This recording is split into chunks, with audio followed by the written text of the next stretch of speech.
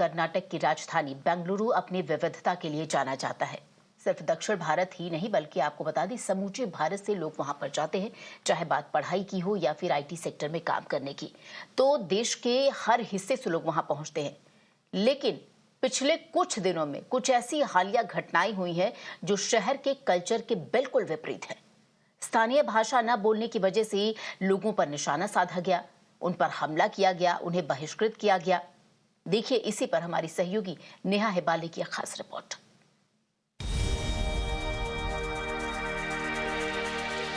Bengaluru has always thrived on its multicultural identity, but simmering tensions between locals and migrants are redefining the city's social fabric.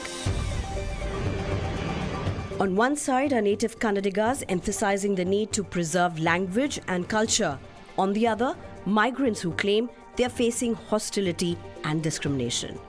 Today I bring to you the story of two women who had big dreams and aspirations as they moved to Bengaluru to call the city their new home. Both of them were meted out with unfortunate behavior, and the question that they have asked today is, can the city not be a little bit more accommodating of them? And the fact that the cultural divide between the outsiders and the locals has only been growing with each passing day is a worrisome thought. Take this case of a college student who faced harassment by an auto driver. The confrontation turned violent, with the driver allegedly slapping her. In Kannada, he was abusing, but I got to know that he was using very derogatory words, calling me, my mom, prostitutes and all other words. The people outside did not do anything, absolutely nothing, zero. The moment I started screaming that he has slapped me, then people started coming a little bit, ki, "Arey, get off, go away, you're blocked." That too, why? Because we were blocking the lane, not to help us out. Since the incident, the student remains shaken, often recalling the traumatic event. The incident has sparked a wave of outrage, with many calling for a stricter action against such acts of violence, especially against non-localites.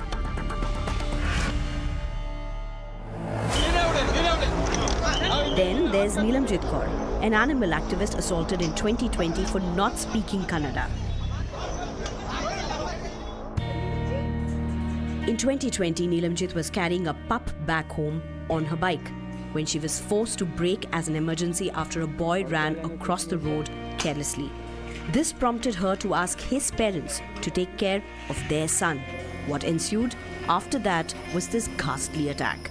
When they come to know that I'm speaking Hindi or English only, I'm not from local this thing, suddenly they started कि कर्नाटका में रहना है तो कन्नड़ा आना चाहिए, Kannada माताड़ी, and वो I don't know कि उसने क्या बोला, आसपास के जो भी लोकल लोग थे 2 मिनट के अंदर सारे लोग इकट्ठा होके चिल्लाने लग गए, बिकॉज मेरा स्कूटर भी महाराष्ट्र का नंबर था. एंड देन जो साइड पे एक वो रोड पे ठेला सा लगा के सेल कर रही थी लेडी, वो स्टूल उठा के मारना शुरू हो गई, डंडा उठा के पीटने लग गई कि यहाँ के नहीं है तो यहाँ के अगर कर्नाटका में रहना तो आपको कन्नड़ा आना चाहिए. मतलब एक लैंग्वेज ही बहुत बड़ा है प्रॉब्लम कि अगर आपको कर्नाटका में रहना है तो कन्नड़ा आना चाहिए. Despite her efforts to help stray animals, Neelamjit has faced continuous backlash as an outsider. One thing, in many years I came to know they are never going to accept outsiders. It's like in their heart that no, these are the outsiders.